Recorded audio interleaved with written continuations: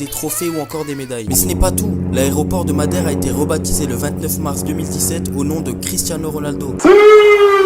Originaire de l'île portugaise, pour l'occasion, un buste à son effigie a été dévoilé devant, mais le moins que l'on puisse dire, c'est que la statue ne lui rend vraiment pas justice. Numéro 4. La terrible confession de sa mère. C'est parti pour une petite histoire.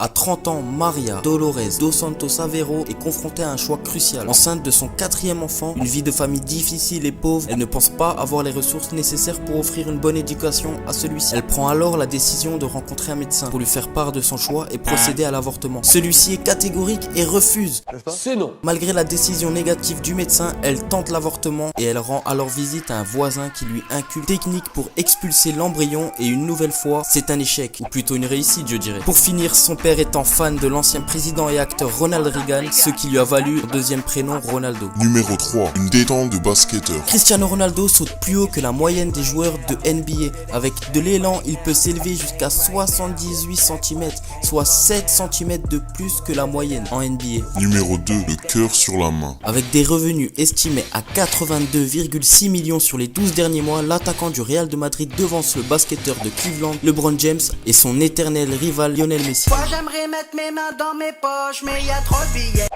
Il fait régulièrement des dons à des organismes de charité qui luttent notamment contre les maladies.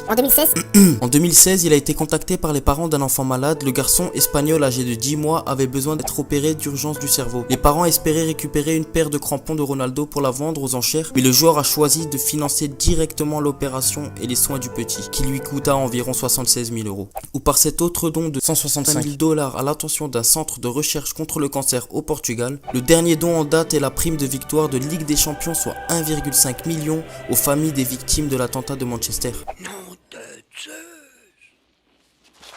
Numéro 1. Le seul joueur non tatoué. Comme vous